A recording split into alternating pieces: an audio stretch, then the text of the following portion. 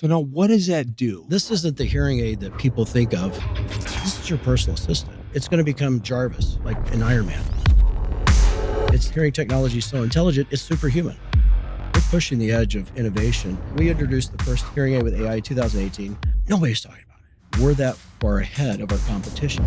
In our industry, innovation and change was incremental, little stuff. We have an opportunity here. What can we do differently? We hire for attitude, develop the talent. Hire for attitude, develop the talent. Because you can't develop attitude. Oh, that's good. At Starkey, it's caring, dedication, and fearlessness. We're not afraid to try new things. My dad, he's got some Starkeys. Since he started using them, he's a different person altogether. We empower people to be the best they can be each and every day. We change people's lives. Even if you don't have a hearing loss, it gives you an edge. It gives you an advantage. Is it true it'll translate? Yes. How many languages now? 78. Oh my gosh, 78 languages? If I'm in Germany walking around, it's just instant simultaneous translation.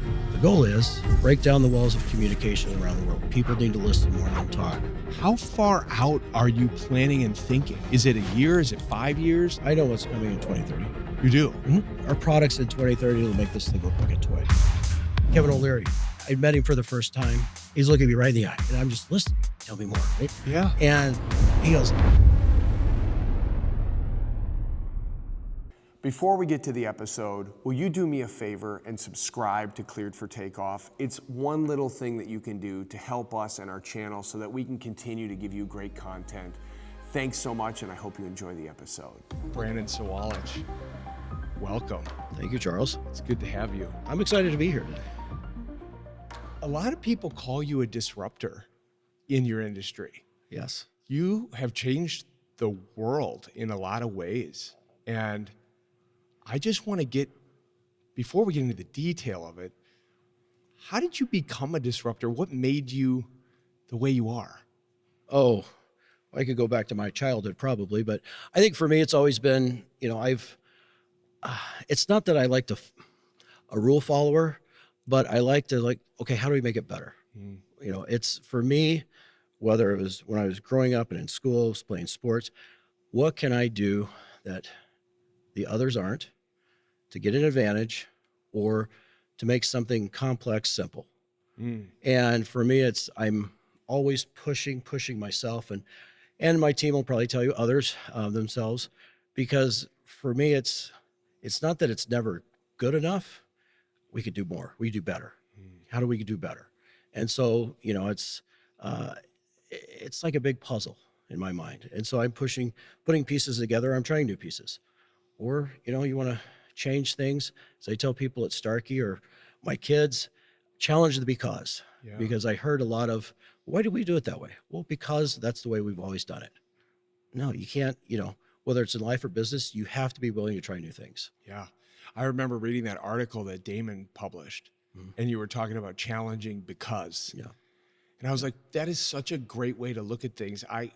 Here at IDCOM, we do the same thing. It's, rethink what's possible, right? I love that about Starkey. I think it's amazing. What do you think the advantage is when you do that? I think there's a couple components to that advantage. I think it's the culture of Starkey, the talent that we have. We're privately held, so where there's more flexibility and to take risks, to try new things. But the one thing that I've learned over time, it's okay to try it, but if it doesn't work, fail fast, and move on. And then there's some things that are successful, and then you have to have the temperament, patience, and the instinct to know how hard or fast you want to push it, because some things have to develop on their own. And so sometimes you got to let the game come to you, but don't be afraid to redefine the game or reset the rules. I mean, you guys play in a space that's full of monster-sized companies, right? Making technology, but you guys seem to continually come out with things that surprise the entire industry you're in. How do you do that? I have the owner and founder of Starkey. I've been around Bill for over 35 years. So I think there's some osmosis by me being around and seeing how he's worked or how others, because I'm a big, someone that likes to read a lot of history, but it's the history, biographies and other people that have been there and done that. And so I'm always trying to up my game or learn or try new things based on past. And I think as humans in our lives and in profession, if you're, we're going to fail. You're going to fail more times than you uh, win. And so it's okay to accept failure. That's what I tell my son, who's, in NASCAR. And it's, you're going to lose more than you're going to win. You're going to lose more races than you're going to win races, but get better from each moment, get better from each experiment. And we have good competition, and I respect our competition. And, I've learned from them, seen what's worked, what hasn't. But also, then you got to put all that together, and you can't. For me, it's important. I don't want to be somebody that says, oh, we have that too, or we're like them. How do you take the components and then put those components and ingredients into a strong culture, industry, and then play to our strengths, and then push things forward where others are afraid to go? Because there is something to be said about, I said earlier, being a privately held. We can take the risks. We can move faster. I don't have to wait for a quarterly board meeting or get board approval or anything. You know, I can talk to Bill anytime I need him. I can talk to my team. They come to me. So we have, what seems like organized chaos brings different results. It brings innovation. That's how I don't want, if I'm the smartest person in the room, there's a problem. So I hire different talents that put together, the great orchestra that plays a symphony. I conduct the symphony. I don't have to know how to play each instrument. When you have a roster of people on your team that are pretty incredible folks, I mean, Yes. with careers that would blow your mind. Yeah. No, we have a good mix, and I've learned from that too, how to mix and match and set it up depending on where Starkey is in our business phase. But we have a great team of experienced people from the industry, from Starkey, and then other members that are very experienced in technology, AI, and engineers and DNA processing, and I could go down the list. But now, as I said, they're experienced at Starkey because they've learned our industry and they brought that talent, and they have that culture and mindset that makes us even stronger and better, that we can move fast, that we try new things, and we work together and talk about the ideas, and we talk about the outcomes, and then we make decisions.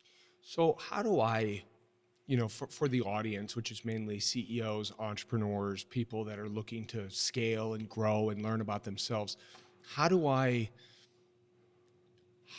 determine how I can push what I'm doing? Like, what kind of introspection or reflection do you do that helps you figure out what's next? Yeah, good question.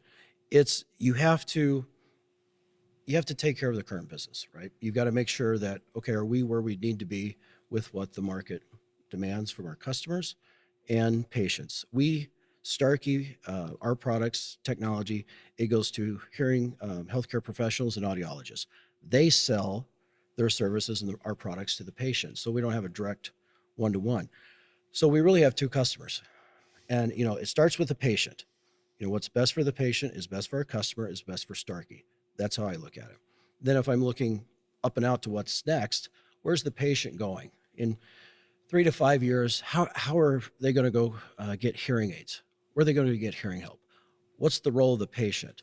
So my mind starts naturally thinking, okay, so based on my experience from 30 years Yeah. to today, I think, people can see pretty clearly, at least I can, 3 years of industry, 5 years, okay, an idea. It's not as clear of a picture. And then 10's, the what if, the big goals. But you have to make sure that you're communicating the vision. You have the right people that are going to get you to that vision, and you have to have the priorities. And that's where I've made mistakes before, because something's really a great idea and you want to jump on it. And it's about 4 years of its time because you needed to do, X, Y, and Z first to get there. So it's really planning out your strategy, and then being patient enough to have, the right steps, and do a couple things that might need to be done first as trials or pilots. And then how how fast you can go, because then the lay of the land, your customer group. Can they do this? Will they be able to adapt to this technology? Can they talk about fall detection and hearing aids? Can they talk about language translation? How are they going to do that? So you just kind of hit the big topics. And then, it's not all perfect science. Sometimes, most of the times, there's a lot of risk. But then you got to measure the risk. Is it low risk or high risk? And, for me, I like to balance it out, but I like the high risk stuff because that's the fun stuff. That's where the reward is. Yeah, it is. And the reward for me is winning as a team. It's, you know, I know people have different interests and need to. That's fine. When I'm doing things, it's how's it going to, I feel the responsibility of all the people at Starkey. How's it going to help Starkey, how the people, and then position us for the patient and being the patient's choice for hearing healthcare. Something I've really seen you do well, which is hard to get right, is building a good culture. I think you guys have done such a world-class job of that. And I want to understand what is the mindset of the leadership team on culture, and how do I build a better culture in my company? You have to center around the mission statement. And this is the age old, I've seen people in companies, I've been solicited, hey, we're going to come in, we'll help you with strategy. We got to get mission statement, a vision. The vision is keep it simple. If you have a mission statement, my opinion, over a sentence or two, and you got to hang it on the wall, but you can't recite it, it's not a mission statement. Our mission statement at Starkey was laid out when it was founded in 1967. The mission at Starkey is to serve our customers better than anyone else. Service. And it's true. I started at Starkey and kind of in sales and service. I didn't understand that till, along the way until where I am now. But then the vision, you have to update that because that goes with the times. So you get your team around it. They have to understand it, bought into it, and then you go. I mean, it's not something you just pretty to hang on a wall or, have a team slogan and shirts and everything. You've got to work towards something. And for the 10 years, I would specifically theme every meeting, whether it's to our customers or internally at Starkey, because I knew it was a step to where I wanted to get to. And then I would build my talk track presentations. You and your great team have done many of our events. My talk track would be built around that vision. Mm-hmm. The vision at Starkey is to be the best. I want to be the best at what we do. So, the last 2 years, excellence in all we do, excellence without exception.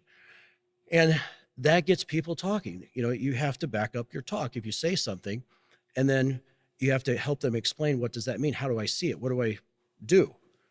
And we've been doing a great job of getting that culture, or that mindset. Now the culture, it comes with hiring caring people with attitudes, because there's all sorts of attitudes. And Ain't that the truth? And I started, saying this about 10 years ago or so. At the time, HR didn't care for it, but I understand. But my simple is, we hire for attitude, develop the talent. Hire for attitude, develop the talent. Because you can't develop attitude. Oh, that's good. Because you can, yes, somebody can do an attitude check, but who somebody is who they are. Now, there are specific attitudes and talent that you need in specific roles. There's no question. But you can't have attitudes or somebody that wants to come in and be the hero all the time, or ego, or we can go down the strengths and weaknesses. It's the right balance of attitudes that I have on the team, and I feel I'm pretty good at building teams. You are great at building teams. And you've scaled Starkey big time yeah, by building teams. Yes. Yeah. And so like I said earlier, I don't want to be the smartest person in the room. So I know my strengths, and then I know what strengths I need to bring in, but I got to have the attitude. I've got to have that innovator attitude. That's somebody that's, not afraid of taking risks, or can push things, that doesn't get nervous or have anxiety, or always puts us in crisis mode. I just love that. I think that the attitude thing is something I'm going to totally take away. It's like here we have core values, right? Sure. But like one of them is positive, and I'm like, that's an attitude, right? Because you can't be negative and be positive at the same time. Yeah. At Starkey, it's caring, dedication, and fearless. We want, because that's kind of goes with that mindset, is we're not afraid to try new things. Yeah. Yeah. And you do try new things. And we're dedicated to what we do and who we are. We don't lose sight of that. And we're a caring company. And because you think about what we do, we're in the hearing technology and hearing aid business, but it's caring technology. Yeah. We connect people with people. It's really communication business. Yeah. Yeah, I think it's a beautiful thing. I was listening to you on a podcast the other day, and you were talking about how we're not treating the ear, we're treating the brain. Right. We're creating, connection between humans. I think about my dad. He's got some Starkeys. Yep. And since he started using them, he's a different person altogether. Right, because we have to make, in this device, this isn't the hearing aid that people think of, 5, 10, 20 years ago. They think of, it's an age-defining product. Yeah. No, it's across generations now. This is a communication. This is a product. So it's now a productivity. what does that do? This, it's for people that need whether mild hearing loss or profound hearing loss. It empowers them. It empowers them each and every day because of this. I have a mild hearing loss, but it also connects to my phone. So right now I'm talking to you. Somebody could be feeding lines into my ears, right? Or I could be on a call right now and they're listening. You wouldn't even know it. Yeah. Or I'm streaming music. You could be listening to the Eagles in your ear right now, and I wouldn't even know it. There are some in other, I'll say, other roles and jobs in this country that pretty big jobs that they've admitted that they're sitting in and they're just listening to music because what they're listening to isn't worth listening to. So you're helping them live their best life either way. We help people, we empower people to be the best they could be each and every day. We change people's lives. And so what I was saying is not just, I'm old. Yeah. No, it's helping people, whether it's a mom or dad, it's their job, getting them back in the game, or, our products now, even if you don't have a hearing loss, it gives you an edge. It gives you an advantage. So, the vision that I have for this is, where it's going is this is your personal assistant. Yeah. It's going to become Jarvis, like an Iron Man. Yeah. That's what I say. William and I have watched all of them, and it's my favorite. Iron Man is the Jarvis in the air because it's going to help you each and every day. It's your productivity. Kevin O'Leary, I was with him with Damon. He loves it. Yeah. And I met him for the first time, and I didn't know what he came in. He's like, your products, productivity. He's looking me right in the eye, and I'm just listening. Like, tell me more, right? Yeah. And he goes, I'm sitting here in a studio where I could be waiting on news, and I'm on the set of Shark Tank, and people are just wasting time. Me, I've got these in my ear, and I'm texting. It's because they get to do voice to text and stuff. He's a busy guy. Yeah. And he's telling me all how it's helping him, not only with his hearing, but it's helping him be more productive. Yeah. And is it true it'll translate? Yes. How many languages now? 78. Oh my gosh. 78 languages? Mm-hmm. Yeah. So really everybody needs a pair. Yeah. It's, the goal, you have to start somewhere, is we are where technology allows us to be. We're pushing the boundaries where, if I'm, I was in Germany last week. If I'm in Germany walking around, it's just instant language, simultaneous translation. I don't need the phone or anything right now. We have the phone that's listening, that's, then putting it into the hearing aids of what they're saying. I want the product just to be able. So does what's the the number one? do it on board? I'm sorry. It does it on board? Yes. Yeah. So if I have my phone, if I'm in German, put it out here, it's listening to you and then it's translating into my ear what you're saying. The goal is, break down the walls of communication around the world. People need to listen more than talk, and they'll be able to listen instantaneously as somebody's speaking to me and just telling me what they're saying. This is fascinating. Mm-hmm. Yeah. No, it is. It's fun stuff. That's why I wish I could think of another 2 words besides hearing aid at sometimes, but that's what it is. We're FDA regulated by the FDA. It's a medical device. Yeah. And it's just that stigma that people have with those 2 words. Yeah. But it's going away. Yes, I'm working hard on it. Again, education. So if anybody has, 2 words, send them my way, because I've been thinking. But people still think of it as hearing aids, but it's going to continue to evolve. So you have this obsession with this? I mean, it's obvious you are obsessed. with hearing aids. You are obsessed Well, with it. it's the possibilities. Yeah. It's what's next. Yeah, and that's what I want to understand from you is when you think about if you unpack what makes you so obsessed here. And I know it's about helping people. I mean, that's obvious. But where did you get that? Is it through years of seeing problems or how you grew up or No, it's where I got it. I think it's a little bit of when I tackle something, I go all in. yeah. I think I've been that way my whole life. This has consumed me where it's I'm all in, period, right? But you make that commitment earlier in life because I wasn't going to get into this business. No way. I was going to be hearing aids? No. I mean, I've been around it my whole life. Yeah. It was the last thing I was going to do, just like many of us, right? And, what drives me is I feel each day, no matter how I feel, I could create something or I can change somebody's life. It could be one of our employees. It could be a customer. I know it's with patients, people that wear our product, but I feel like I have a blank canvas every day. Is that because of the team you have around you? Mm-hmm. Oh, Because absolutely. you can just Anybody, it doesn't matter what sport or business, you're as good as the team you put around you. And if you have to be the smartest person in the room, if you want to always be in charge, or you always want to be micromanaged, you're not going to go over. You're going to go as far as you're going to allow yourself. yeah. For me, I like to just open up the doors and see what happens. Yeah. So when you think about scaling, if you look at your career from when you first started out to when you kind of took the helm and where you're going with it, what were the things you had to wrap your mind around in order to grow the company? I had to I thought I knew a lot of I want to make sure I'm answering your question right. So like 10 years ago, I think there's phases, and I think that's true for anyone in their role. I started in really at a time where there was a lot of unknown at Starkey. Where are we at? Where are we going? As I would say, and my first priority in my mind is the team and just keeping us going. Mm. So, 10 years ago is different than it is now. My focus 10 years ago was learn, understand,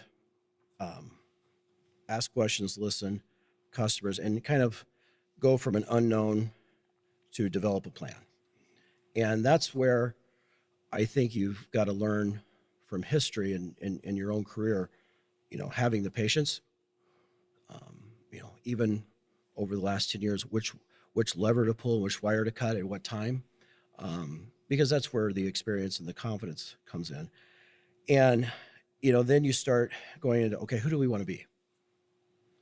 I know where our competition is. I know who Starkey is now. What do we want to be? Because in our industry, innovation and change was incremental improvements, little stuff, right? And so we had an opportunity, all right. And I remember telling Bill clearly, we were talking at his house, and I'm like, we have an opportunity here. I want to go out and find the best chief technology officer I can, because we're a technology company. And I said, let's swing for the fence. Let's take the moonshot, because we know it's about hearing and noise and better hearing and what people want. What can we do differently? How can we go from these incremental improvements, new marketing taglines, new colors and names of products and stuff, right? No, I want people to really understand and hear the significant difference. And then we'll try this other stuff, being health features and, how do you make a hearing aid from a single purpose device to a multi-purpose device? Start working your way towards that personal assistant. And I remember people like, what are we doing? This is never going to work. Because then you start, how are customers going to talk about that? How are they going to be able to talk to patients about, putting step counters and heart rate or, fall detection or all this other things in a hearing aid? And you have to start somewhere. I mean, saying no is easy. Staying the course is easy. Doing what's hard, well, let's do it. Because for me, that's the excitement. I guess I kind of thrive on that. I get a little bit of the adrenaline going of what can we do different? And, what's the worst that could happen? Do you just wake up in the morning and go, I think we should go for that? That's at night when I go to bed and wake up. Yeah. Yeah. So is your mind always going on like, how do we take this like to the whole new level? Yeah, it's going a lot of different areas. It goes, but it's always forward. Sometimes I find myself, you know, going back. You can't get stuck in the past. I mean, people ask me if I have regrets or, would you do anything different? Sure, you could do some things different. Regrets? No, because if I did it, then what if something else wouldn't have happened because of that moment, right? You can't analyze or get stuck in the past. And so for me, as I'm always thinking tomorrow, next week, or now I'm, of course, 2026, but 2030 is on my mind a lot. Yeah. It's like, okay, new decade. So so I start kind of bouncing things around. It's like, what's the distribution? What are our customers going to need? What are the patients going to need? Who is our customer? So you start thinking about the fun stuff. And then I think about departments and little projects and here and there and all this other things. That's where the chaos probably is in my head, where trying to remember to follow up or do some other things or try some new things that are different. Yeah. Right now I'm, thinking about, yes, it's end of year budgeting, but I don't look at my CFO is a great guy. He'll tell me the numbers for next year, but I think, what are we doing for what's the events? What are we doing for product launches? What's the fun stuff? Yeah. Because I didn't get in this for HR, IT, to learn about everything from distribution, and I got great people for that. Yeah. But I had to learn it. I'm glad I did. It's made me better. So you got your chief technology officer? Mm-hmm. I was with I can't remember it was a headhunter. And he goes, we got this list of 400. We've expanded the net around the globe. They sell on this stuff. I'm like, okay. They condensed it, and it kind of got down to 20. Oh, this guy here, he's set at Intel. He's, reports to CEO. He's working on all their new the new AI stuff that's been coming out. The drones at the Super Bowl. I think it was with Lady Gaga. She jumped off the Super Bowl. She did the halftime show, and all the drones. Well, he worked on those, but he's not interested in leaving. You probably can't afford him. I want to talk to him. That was my mindset. I mean, Yes. I love people telling me you can't do something Yes. or you can't afford it. You shouldn't be doing this. And it's okay. It might be true. But maybe Let's find out. Yeah. Let's find out. True. Let me decide. And so it wasn't about that. It was, they didn't think he would leave. And he had a team of over 3,000 engineers and reported the CEO at Intel. And so now here's the funny story most people don't know is they call him up and they said, Dr. Bomick, this is so-and-so, because he'd worked with this headhunting firm before.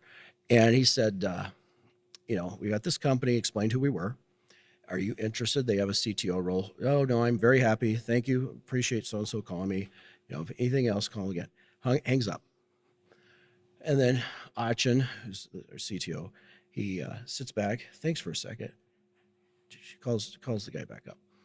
And he said, Starkey, did you say hearing aids? And they said, yes. This is a hearing aid company in Eden Prairie, Minnesota. And he goes, is the owner Bill Austin? And he said, yeah, it's Bill Austin. He goes, I'm interested. Achin went to Auburn. 2006, he did his thesis on two CEO philanthropists, Bill Austin and Dr. Bose. Here. Swear. Nope. What? Mm-hmm. It's serendipity. Yep. He did his paper, a thesis on Bill in 2006 while he was at Auburn. And so Achin flew up. I don't even think we interviewed. I think we just talked about the possibilities. And did that excite you? Oh, yes. I mean, what did that? But I was learning. I mean, I'm learning too. I didn't know anything about AI or what it could do. I mean, that stuff hasn't even been in our industry. Nobody talks about that. Yeah. This was in 2017. Yeah. So 8 years ago. Yeah, that stuff didn't even exist. No. We were saying AI. We introduced the first hearing aid with AI in 2018. Market AI, called it. We put the AI tag on the product.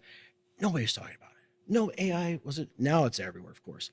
But but you have to start somewhere. So when we started there 8 years ago, we're that far ahead of our competition. You can't just decide to get into AI and DNN and all this tech because every time, we're on our 7th generation, it's learned and got that much better. You can't just jump in and say, hey, we're going to be right where Starkey is. No, because Not a chance. no. Oh, So yeah, it all, yeah, it always works out. I always say everything happens for a reason. so when you think about, because all of this is innovation, right? This is you have an innovation center. Yeah, mean- I guess that word, we've used it. We would use it in talks, but I understand what it means, of course. But we're doing it. Yeah. You know, we're doing it. But back then, I didn't think of it. I was just always, how do we be different? Yeah. You know, what can we do that nobody else is doing? Well, and what I want to know is, as a CEO, when you think about innovation, innovation's very expensive, right? Innovation pulls away from profitability and growth and everything else. How do you decide, you know, where to set the bar and where you're pushing too hard? Well, you have to focus, because I don't care how good of a project manager, or even from myself on down, mission creep, scope creep always comes in. So for us, you know, as I say, we stick to our core focus: sound, hearing, this product. Don't get distracted, because you could get distracted easily. The what ifs, or we could do this. So for us, it's about the investment in technology. It's the people, engineers, and different types of products, form factors. How quick do we want to come to market with a new processor? Because right now, you know, in our industry, it was about every 2 to 5 years it'd have a new circuit inside the hearing aid. I mean, now it's about every year to 18 months at Starkey. A lot quicker. So we're now, as I told you earlier, we're pushing the edge of innovation, and our products are doing what technology allows us to do now, because we started 8 years ago. Every time I get an opportunity to invest, it'll be in technology, because that's our lifeblood. You know, that's who we are as a company. That's how we help people. And I have the relationship with the CTO and with the team. I know where we're at. I know where we're going, and I know the possibility of what we could do. Yeah. So I'll sacrifice other projects, decisions, or initiatives if I think we could get something quicker. So as a tech company, which you are, Yes. Yeah, everybody thinks hearing aids are manufactured. That's been the name, kind of the call out for 50 years is, oh, you're hearing aid manufacturer. What if no, not. Sure, there was a time 10 years, 15 years ago. No, we're a technology company. you're a technology company. 100%. And so as a technology company, obviously the current generation, and you guys just released something really revolutionary, the Omega AI. But so that's out now, right? Yes. And that was a big, exciting launch. Yes. But when you think out, right? Because something's coming next. Oh, yeah. How far out are you planning and thinking? Is it a year? Is it 5 years? No, I know what's coming in 2030. You do? Yeah, Really? Yeah. That's 2 circuits from now. 4 years of anticipation is killing me. Yeah. No, I know. So you already know where it's progressing. A small group of us do. Yes. Yeah. Yeah. Because it's the possibilities, because we started here. So now we're here. And when I say here, that's the amount of processing, computing, AI, DNN that's, you know, working and mimicking the brain's activity and filling in the holes of hearing loss, right? Here. So our products in 2030, it'll make this thing look like a toy. See, AI is changing so many other things, including manufacturing. Do you think your current vision of what 2030 looks like will change, or is it you're pretty confident? I'm pretty confident. I want to see something different. Yeah. But I'm disciplined and experienced enough to know that it's not likely. Yeah. And what I mean by that is, we're in an industry, we're not selling a widget. You're going to go buy a pair of AirPods or whatever. That's a consumer electronic device. And that's been the mistake taken by many, is that we are in the consumer electronic business, right? There was a short window there. So it was a frustration, but an opportunity, where I spent a lot of time in Washington, D.C. the last 10 years, educating, whether it's FDA, the members on the Congress on the Hill, White House, others, on what a hearing product is. Because they think of it as, you know, it's just It's an an expensive amplifier. AirPod. Yeah, it's an amplifier. Yeah. It's something to just amplify sound. And no, it's not that. My products right now, it's very complex. It's listening. It's focused on you.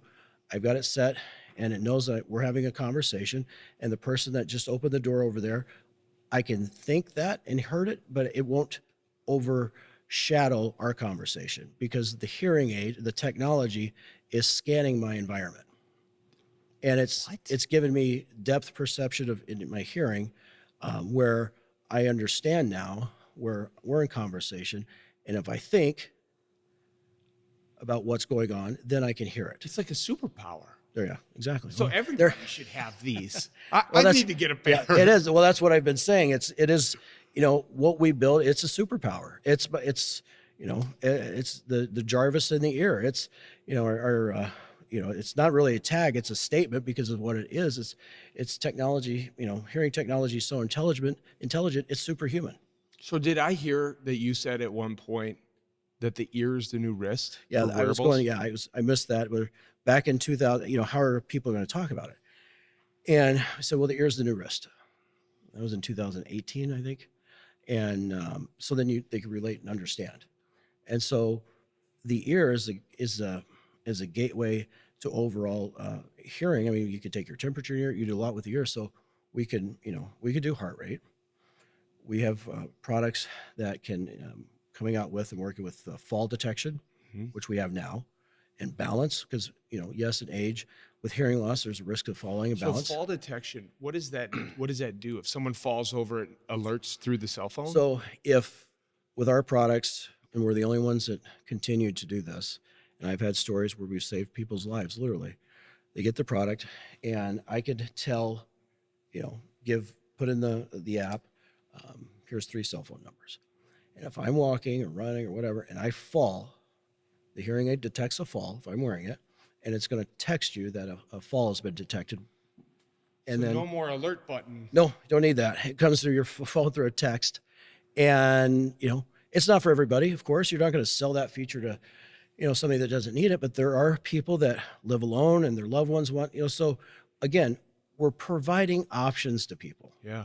It's not a Swiss Army knife. And that's one thing we had to learn is how to talk about it is, you have to set it for the right lifestyle where people are at their life.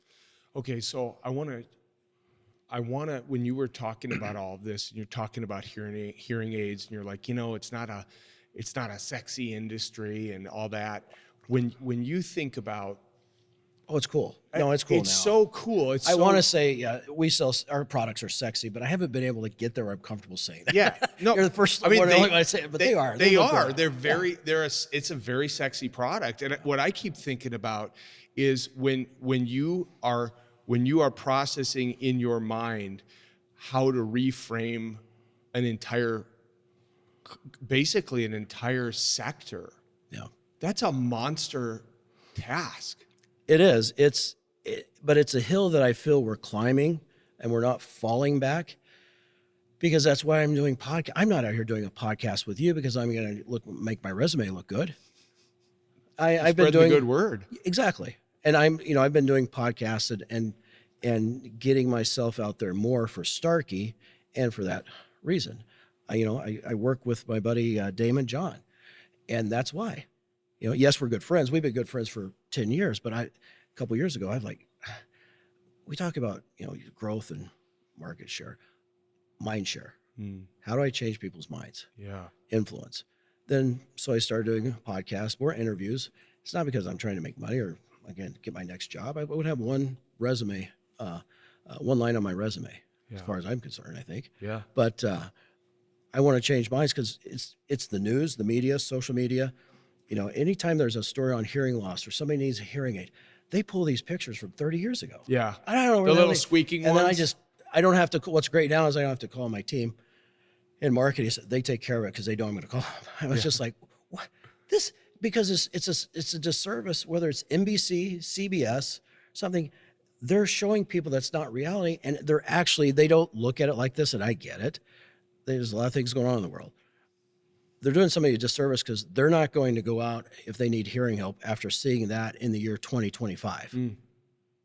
So we're working and making progress because, like I said, hearing They're cool. But It's cool technology, and they look great. Yeah, do. they I are mean, sexy. They're sleek, and really, it's a communication device. It's not a hearing aid. So this brings me to something really interesting. You know who Mike Rowe is? Yes. So Mike Rowe, at one point, he was talking about how he knew this plumber, and the plumber didn't start the plumbing company because he was passionate about plumbing. He started it because he was really good at it. But over time, he became passionate about it because of the impact that it had on his life. Right.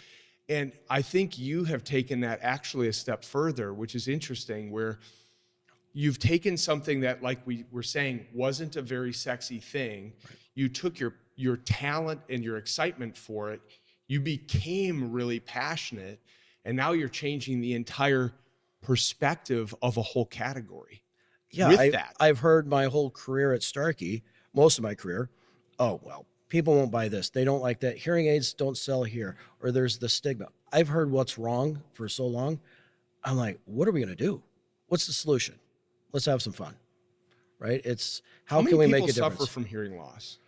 45 billion in the U.S. It's about 400 or so million, 450 million around the world. By 2050, it'll be close to a billion. So this is a real problem.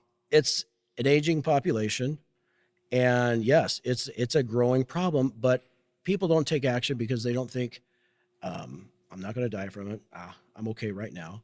And what do you think when they hear hearing aids? What do you think you're going to get a hearing aid? I'm old. That's what we're changing because, again, going back to the communication, you've got a whole generation, an entire generation of millennials, born, was it 79 to 96 something? There was 1 in 6 have a hearing loss. It's a hearing loss generation because of, not they were asking for it, headphones, music, and so the future's worse.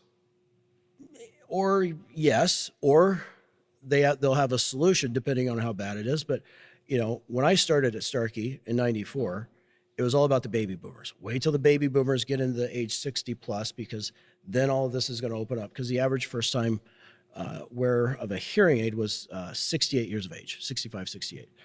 And so all these people are coming. Well, boomers are here. Yes, the industry's grown, but it's not going to stop. The population is growing. So we're also in the business with our sound gear product of helping people protect their healthy hearing. So we have hearing protection, and then we have hearing solutions. Our largest customer is the VA, veterans. And I've told many senators, I was with the VA secretary several months ago, and I told him the same thing. I hope in a couple of years, because we're talking about sound protection, let's take care of the noise and the issues up front. I hope you're not our largest customer in 10 years. Yeah. Because there are solutions. Yeah, there preventative solutions. I've become kind of addicted to your product, actually. Yeah. I've gone in and had my ear molded, and I think I have 5 or 6 of the passive sets. And then I talked to somebody on your team, and they said, you really should get these sound gear active ones. Yeah. And I was at a charity where you guys donated a pair, and then I fought with somebody else to win it. Wow. And I think you got a good contact. Just come on over and I'll help you out. But yeah, it's a growing business, and we're in the business to help people. And then yes, you make money. If you're in the business to just go make money, you might be successful, or it's gonna be fun, or you're gonna fail. Yeah, you got to have your purpose. It's not about the money. No, it's not about the money for me. Okay, so shifting gears, because we got to come in for a landing here. Is it true you pitched at the Cubs? Are you a big Cubs fan? My whole life, yeah. Since as far back as I can remember. What was it like to pitch? It was. I threw out the first pitch. I think it was on September 27th against the St. Louis Cardinals at Wrigley Field. How was that? Surreal. Was it looking cool? back? I remember I was out there on the field with my wife Jessica, and I'm just kind of soaking it all in. Like, this is WGN, Harry Carey, all the 80s. I mean, I grew up watching this with my grandpa. And I've been to Wrigley Field several times, and when they won the World Series. And I remember them calling. Well, she looked at me and said, "Are you ready?" I said, "Yes." And she goes, "Okay, they're going to announce you." Then walk out to the mound. And walked out, and I remember walking out there, and it's weird, and it's it's like a moment in church, right? You walk out, everything got quiet, and you feel alone because you're right up against the crowd. You walk out to the center of that diamond, and I've pitched, I've played sports, but you're out there, and you don't hear anything. I just don't. And I look around like, I'm not really feeling right. And I get up there, and they had the mascot out there. And usually, it used to, when, I used to be players, but I guess you got to be somebody really, really special to get a player. But I got the Cubs mascot, great. And I just remember seeing this big mascot. Don't overthink it. Got up there, I just threw it.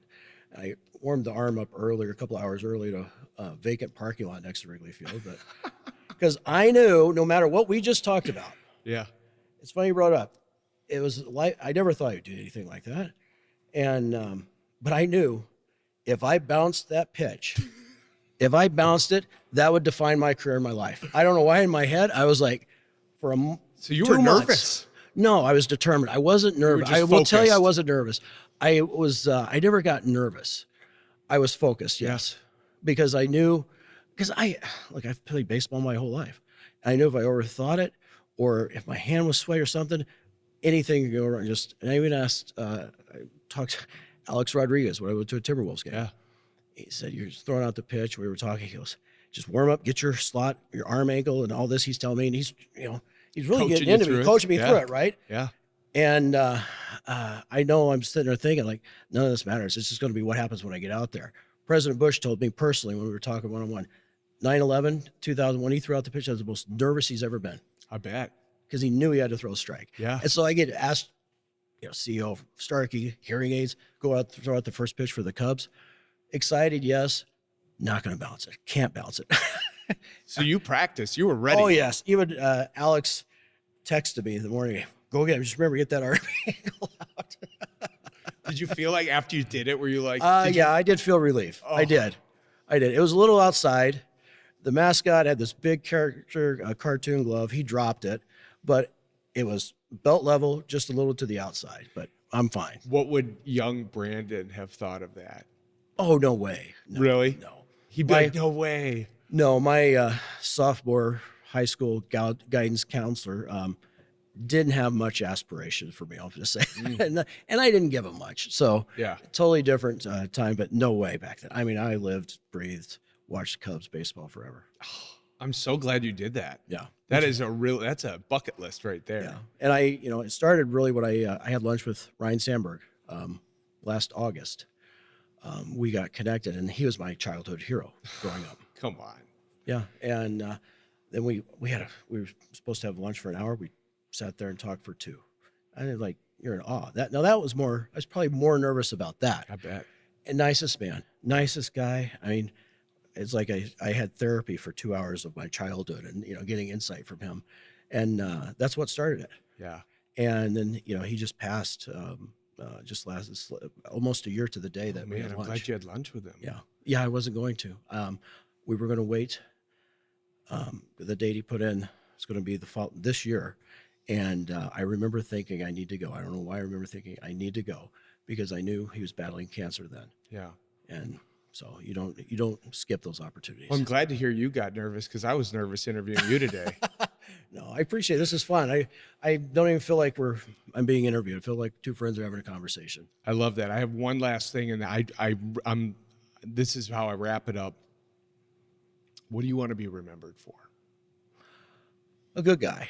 I want to be, that's the first thing that popped out of my mouth. Somebody that cared to help people, was, good family man, helped with the kids, in their life. I say kids, but my kids are adults. But also, he cared, I guess, is a way to put it, that it wasn't about the money. It wasn't about a title. Because I remember Bob Feller once told me, he was a good friend.